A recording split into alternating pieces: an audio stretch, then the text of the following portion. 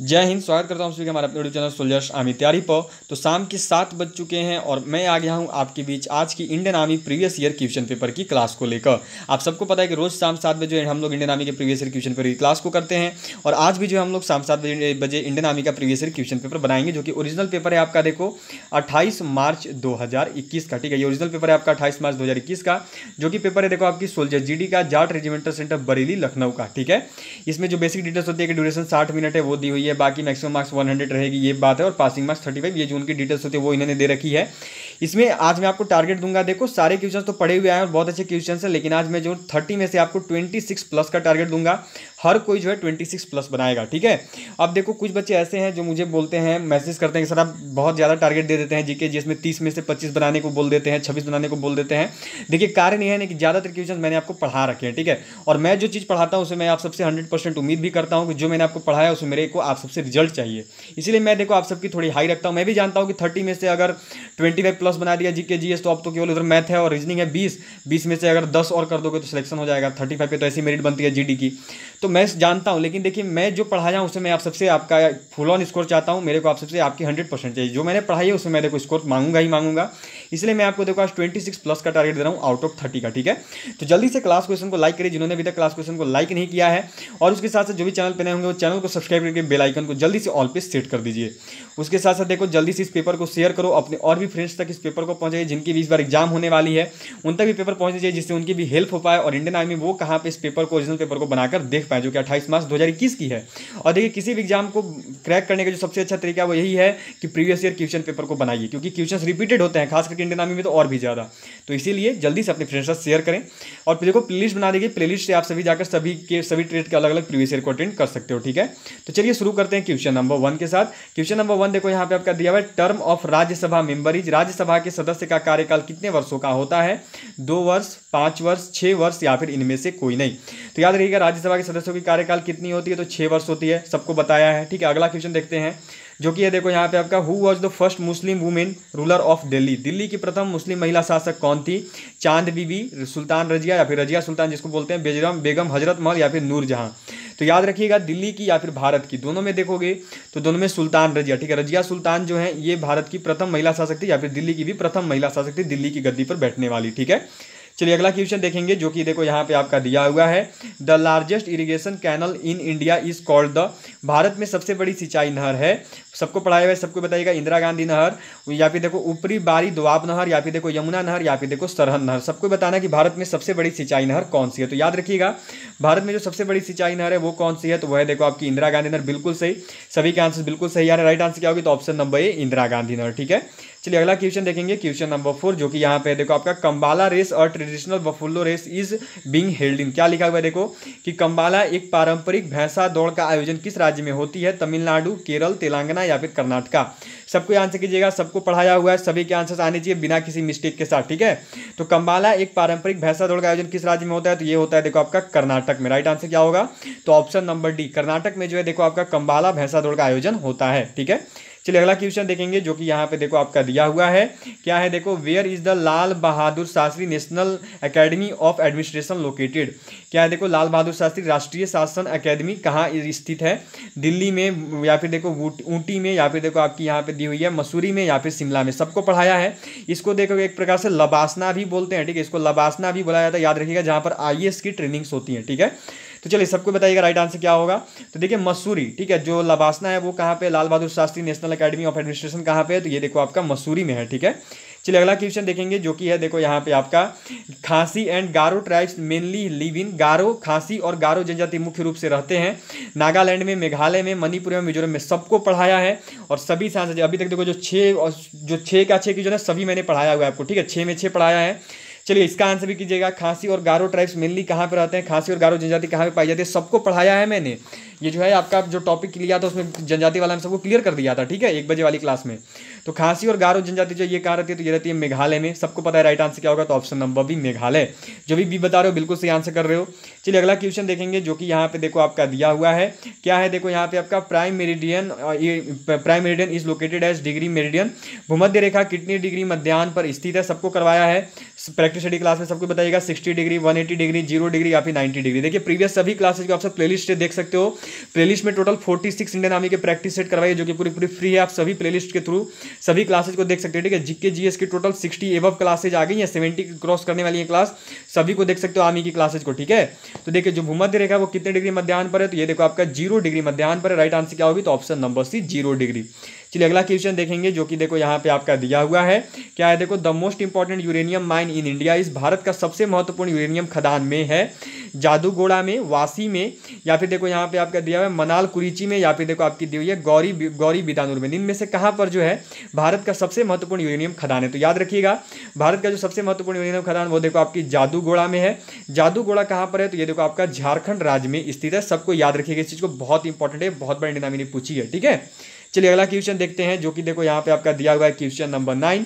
ये है देखो आपका यहाँ पे, the first session of the Congress was held in, Congress का प्रथम अधिवेशन कहाँ पर हुआ, कलकत्ता में, बॉम्बे में, या फिर देखो सूरत में, या फिर दिल्ली में। सभी के आंसर आने चाहिए बिना किसी मिस्टेक के साथ। सबको पढ़ाया है प्रैक्टिस स्टडी क्लास में और सभी से मैं आंसर चाहूंगा क्योंकि सभी को सभी चीज इनमें से पढ़ा रखी है। तो यार राइट आंसर क्या होगा, देखो तो कांग्रेस का जो प्रथम अधिवेशन है वो देखो कहाँ हुई थी, तो बॉम्बे में हुई थी। राइट आंसर क्या होगी, ऑप्शन नंबर बी। चलिए अगला क्वेश्चन देखेंगे जो कि है देखो यहाँ पे क्वेश्चन नंबर 10। ये दिया हुआ है देखो यहाँ पे आपका, निम्नलिखित में से धौलाधर पर्वत माला के मशहूर जनजाति का नाम बताओ, थारू या फिर देखो गद्दी, ठीक है। ये गड्डी नहीं लिखा हुआ है, गद्दी लिखा हुआ है, देख लीजिएगा। गद्दी जो होते हैं वो लिखे हुए हैं गद्दी, और बोर या फिर लेपचा। सभी को पढ़ाया ये क्वेश्चन भी, जो जनजाति वाला था सबको बताना कि धौलाधर पर्वतमाला में निम्न में से कौन सी जनजाति रहती है। याद नहीं, गड्डी नहीं, ये गद्दी लिखी हुई है, ठीक है। याद रखिएगा इस चीज को, गद्दी। तो याद रखना कि निम्न में से धौलाधर पर्वतमाला में जो मशहूर जनजाति पाई जाती है वो है देखो आपकी गद्दी, ठीक है। गद्दी जनजाति जो है ये आपका धौलाधर पर्वतमाला में पाई जाती है, सबको याद रखिएगा, ठीक है। गद्दी जिसको बोलते हैं वो गड्डी लिखा, उस पर ध्यान दीजिएगा, ऐसे गद्दी होता है, ठीक है। चलिए अगला क्वेश्चन देखेंगे जो कि है देखो यहाँ पे आपका, निम्नलिखित में से कौन से राज्य बुद्ध के जीवन से जुड़े थे, अवंती, मगध, कौशल, गंधार। निम्न में से कौन सा ऐसा राज्य है जो कि देखो आपका गौतम बुद्ध के जीवन से जुड़ा हुआ है। चलिए सबको आंसर कीजिएगा बिना किसी मिस्टेक के आंसर। आपके आंसर का मैं वेट करूंगा, उसके बाद ही मैं आगे बढ़ूंगा। तो जल्दी सबके आंसर बताइए आपके आंसर क्या आ रहे हैं। तो देखो क्या आंसर है, देखो जिनकी भी यहाँ पे आंसर ना कौशल आ रही हो, बिल्कुल सही बता रहे हो, ठीक है। कौशल और सारनाथ ये सब ऐसी जगह हैं जहां पर देखो गौतम बुद्ध ने अपना उपदेश दिया था, ठीक है, जो कि पाली भाषा में दिया था। याद रखिएगा गौतम बुद्ध का जो उपदेश है वो पाली भाषा में दिया गया था, और कौशल उनमें से एक ऐसा स्थान है जहां पर गौतम बुद्ध जी ने अपना उपदेश दिया था, ठीक है। चलिए आगे बढ़ते हैं यहाँ पे क्वेश्चन नंबर 12 के साथ, जो कि देखो यहाँ पे आपका दी हुई है। क्वेश्चन नंबर 12 है देखो आपका, the air that contains moisture to its fully capacity, आर्द्रता को पूरे तौर पर ग्रहण करने के पश्चात हवा कहलाती है। क्या कहलाती है, भरी हुई हवा, सैचुरेटेड एयर, या फिर देखो यहाँ पे स्पेसिफिक ह्यूमिडिटी, या फिर देखो सापेक्षिक आर्द्रता, या फिर देखो एब्सोल्यूट ह्यूमिडिटी, शुद्ध आर्द्रता। क्या होती है सभी को पढ़ाया हुआ है, सबको बताना साइंस की क्लास में। देखो आर्द्रता को पूरे तौर पर ग्रहण करने के पश्चात हवा क्या कहलाती है, तो याद रखिएगा जब आर्द्रता को पूरे तौर पर कोई भी हवा ग्रहण कर लेगी ना, तो वो देखो वो सैचुरेटेड एयर बोली जाती है, ठीक है। भरी हुई हवा वो जो है बोली जाती है, ठीक है, उसे सैचुरेटेड एयर के रूप में हम लोग जानते हैं। चलिए अगला क्वेश्चन देखेंगे जो कि देखो यहाँ पे आपका दिया हुआ है। क्वेश्चन नंबर 13 है देखो आपका, ये क्या दिया हुआ है, देखो यहाँ पे आपका, who was admired as the greatest Hindu in 1893 in the world parliament of religious in Chicago. क्या लिखा हुआ है देखो कि 1853 के शिकागो में होने वाली विश्व धार्मिक सभा में किसे एक प्रभावशाली हिंदू के रूप में सराहा गया। स्वामी दयानंद सरस्वती, स्वामी विवेकानंद, रविन्द्रनाथ टैगोर, या फिर गौतम बुद्ध। सबको पढ़ाया हुआ है शिकागो में 1853 के या 1893 के जो ये हुई थी उसमें कौन गया हुआ था, ठीक है। सबको बताइएगा क्या होगा आपका राइट आंसर यहाँ पे, इसकी राइट आंसर क्या होगी। तो चलिए सबको बताना आपके आंसर्स क्या आ रहे हैं। इस क्वेश्चन की राइट आंसर क्या होगी, सभी के आंसर जो है मैं यहाँ पे देखना चाहूंगा, ठीक है। चलिए तो देखिए इस क्वेश्चन का जो आंसर है ना वो स्वामी विवेकानंद होगा, ठीक है। राइट आंसर क्या होगा, तो स्वामी विवेकानंद जी को जो है शिकागो में होने वाली जो हिंदू जो विश्व धार्मिक सभा थी उसमें जो है हिंदू के रूप में, प्रभावशाली हिंदू के रूप में सराहा गया था, ठीक है। अब देखो मेरा यहाँ पे आपसे क्वेश्चन है, ये देखिए यहाँ पे 1853 लिखा है और ये देखिए यहाँ पे 1893 लिखा है। तो आप लोग जरा मुझे ये बताइएगा कि जो विश्व धार्मिक सभा हुई थी जिसमें स्वामी विवेकानंद जी को प्रभावशाली हिंदू के रूप में सराहा गया, वो कब आयोजित हुई थी। चलिए बताइए तो जरा कब आयोजित हुआ था, ये जो आप सबको यहाँ बताना, ठीक है। सभी का है देखो यहाँ पर 1893 इंग्लिश वाले में, हिंदी वाले में देखने से 1853 लग रहा है। तो बताना जरा कि कब जो है आपका विश्व धार्मिक सभा का सम्मेलन हुआ था जिसमें कि स्वामी विवेकानंद जी को शिकागो में उन्होंने भाग लिया था और जिसमें कि उन्हें प्रभावशाली हिंदू के रूप में सहारा गया था। कब लिया गया था ये आपको बताना है, कब, ठीक है। जल्दी से आंसर कीजिएगा, जो कि आपका सबको बतानी है, कमेंट बॉक्स में बताओगे, ठीक है। सबको आंसर कमेंट बॉक्स में करेगा, अभी कोई मत करना, ठीक है। सबको कमेंट बॉक्स में बताइएगा। चलिए अगला क्वेश्चन देखते हैं, जो कि देखो यहाँ पे आपका दिया हुआ है। क्वेश्चन नंबर 13 है, headquarters of which bank are located in Manipal Karnataka. क्या दिया हुआ है देखो यहाँ पे, किस बैंक का मुख्यालय जो है यहाँ पे देखो आपकी मणिपुर नहीं मणिपाल होगी, ठीक है। यहाँ देखिए मणिपाल लिखा हुआ है, मणिपाल होना चाहिए था, ये मणिपाल है, ठीक है। मणिपाल मणिपुर नहीं, और कर्नाटका में स्थित है। Syndicate bank, corporation bank, Canara bank या फिर विजया बैंक। तो याद रखिएगा निम्न में से जो बैंक जिसकी मुख्यालय मणिपुर नहीं मणिपाल, ठीक है, देखना मणिपाल होनी चाहिए थी, मणिपाल यहाँ पे याद रखिएगा क्या है, तो मणिपाल है, ठीक है। मणिपाल, ये थोड़ी सी मिसप्रिंट हुई है उनके द्वारा, मणिपाल होगी। मणिपाल और कर्नाटका में जिस बैंक का मुख्यालय है वो बैंक है देखो आपका सिंडिकेट बैंक। राइट आंसर क्या होगी, तो ऑप्शन नंबर ए, ठीक है।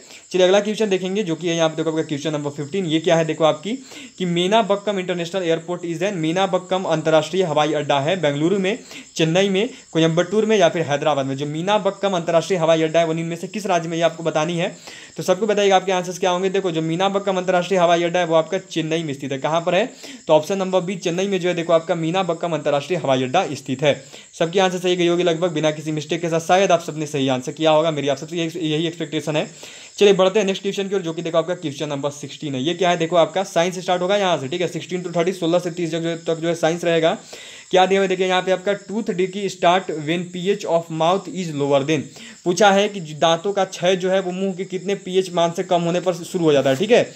चलिए सबको बताइएगा यहाँ पे आपके आंसर्स क्या होंगे, क्या होगा इस क्वेश्चन का राइट आंसर, सभी के आंसर्स आने चाहिए, ठीक है, बिना किसी मिस्टेक के बताना जरा क्या होगा आप सबका आंसर। तो याद रखिएगा क्या पूछा है कि मुंह का पीएच मान जो है कितने से कम हो जाएगा, दांतों का क्षय स्टार्ट होता है। तो याद रखिएगा वो जो 5.5 से कम हो जाता है ना, तब जो आपका देखो दांतों का क्षय प्रारंभ हो जाता है। चलिए अगला क्वेश्चन देखेंगे, जो कि यहाँ पे देखो दिया हुआ है, the melting point of copper is, तांबे का गलनांक डिग्री सेल्सियस होता है इनमें से कोई नहीं, 1085 डिग्री सेल्सियस, 100 डिग्री सेल्सियस या फिर देखो 1038 डिग्री सेल्सियस। तो याद रहिएगा तांबे का जो गलनांक है ये देखो आपका 1085 डिग्री सेल्सियस होता है। राइट आंसर क्या होगा, तो option number B, 1085 degree Celsius. चलिए अगले क्वेश्चन की ओर बढ़ेंगे, जो कि देखो यहाँ पे आपका दिया हुआ है। क्या है देखो यहाँ पे आपका, the molecular formula of cane sugar is, गन्ना चीनी का आणविक सूत्र है। जो गन्ना चीनी होता है यहाँ पे, जो शुगर केन होती है उसके आणविक सूत्र पूछा है यहाँ पे आपसे, H2CO3 या फिर देखो H2CO24 या फिर देखो आपकी दी हुई है C12H22O11। नेक्स्ट है देखो आपका 6C6H12O6, ये दी हुई है नेक्स्ट में डी नंबर। तो याद रखिएगा कि गन्ना चीनी का जो आणविक सूत्र है वो देखो आपका कितना होता है, तो वो होता है C12H22O11। राइट आंसर क्या होगी, तो ऑप्शन नंबर सी। चलिए अगला क्वेश्चन देखते हैं, जो कि दिया हुआ है यहाँ पे देखो आपका, which of the following is the first calculating device. निम्न में से कौन सा पहला गणन यंत्र कौन सा है, ट्यूरिंग मशीन, पास्कलिन, अबेकस या फिर देखो गणना करने का मतलब कैलकुलेटर, ठीक है। निम्न में से कौन सा ऐसा यंत्र है जो कि पहला गणना यंत्र के रूप में जाना जाता है, गणना मतलब कि कैलकुलेटिंग करने वाला। चलिए जरा सबको बताइएगा तो आपके आंसर्स क्या होंगे, सभी के आंसर्स यहाँ पे चाहिए, और सभी को बताइएगा निम्न में से कौन सा जो देखो पहला गणन यंत्र है, पहला कैलकुलेटिंग डिवाइस है। तो याद रखिएगा इनमें से जो फर्स्ट कैलकुलेटिंग डिवाइस है वो देखो आपका अबेकस है, ठीक है। अबेकस जो है ये कैलकुलेटर से पहले बनाया गया था। राइट आंसर होगी सी, ठीक है। अबेकस जो है ये पहला गणन यंत्र है, पहला कैलकुलेटिंग डिवाइस है, ठीक है। चलिए क्वेश्चन नंबर 20, 20 नंबर सवाल को देखते हैं, जो कि है देखो यहाँ पे आपका क्या दिया हुआ है, देखो what do you understand by atmosphere, क्या दिया हुआ है यहाँ पे देखो आपका एरोडायनामिक्स। आप वायु गति शास्त्र से क्या समझते हैं, इनमें से कोई नहीं, यह जनन अंगों का विज्ञान है, यह हवा या गैस के प्रवाह में होने वाली हलचल का विज्ञान है, या फिर यह शरीर के दर्द के अध्ययन से संबंधित विज्ञान है। क्या है देखो आपका यहाँ पे एरोडायनामिक्स क्या है, तो ये तो देखने से ही पता चला एरोडायनामिक्स लिखा है, मतलब आंसर क्या हो जाएगा, तो हवा या गैसों के प्रवाह में होने वाली हलचल का विज्ञान है। राइट आंसर क्या होगा, तो ऑप्शन नंबर सी। चलिए अगले क्वेश्चन को देखते हैं, जो कि देखो यहाँ पे आपका दिया हुआ है। क्या है देखो आपका क्वेश्चन है, देखो the revolver was invented by, revolver का आविष्कार किसके द्वारा किया गया था। चलो आ गया ना, ये मैंने आपका जो कल क्लास लिया था आविष्कार एवं आविष्कारक वाला, शायद आप सबको याद होगा। कल जो मैंने आपका क्लास लिया था आविष्कारक एवं आविष्कारक में, उसमें मैंने आप सबको होमवर्क दिया था और आप सभी ने आंसर किए थे और आप सभी के आंसर बिल्कुल सही आए थे। अब जरा अपना आंसर यहाँ पे भी दिखाओ, क्या था आंसर आप सबका, देखो आ गया। इसीलिए मैं बोलता हूँ कि भाई लगाते रहिए और पढ़ते रहिए, ठीक है। देख लीजिए पेपर में सामने दिख रहा है ना, मैं हम इसलिए हमेशा बोलता हूँ कि जो भी क्वेश्चन सेट करते हो प्रीवियस ईयर क्वेश्चन के होते हैं, देख लो यहाँ पे सामने दिख रही है। तो रिवॉल्वर का जो आविष्कार है ये देखो किया गया था सैमुअल कोल्ट के द्वारा। राइट आंसर क्या होगी, तो option number C, Samuel Colt के जो द्वारा है जो है देखो आपका रिवॉल्वर का आविष्कार किया गया था। चलिए अगला क्वेश्चन देखेंगे, जो कि है देखो यहाँ पे आपका, hertz is unit of, hertz की इकाई है दाब, इनमें से कोई नहीं, आवृत्ति या फिर देखो यहाँ पे नंबर, आवर्तन की संख्या। यहाँ पे बताना है कि हर्ट्ज जो है किसकी इकाई है, तो सबको करवाया हुआ है और बिल्कुल सही आंसर आना चाहिए। तो याद रहिएगा हर्ट्ज जो है ये इकाई होती है आवृत्ति की, ठीक है। राइट आंसर क्या होगी, तो ऑप्शन नंबर सी हर्ट्ज किसकी इकाई, जो हर्ट्ज है वो देखो फ्रीक्वेंसी आवृत्ति की इकाई होती है।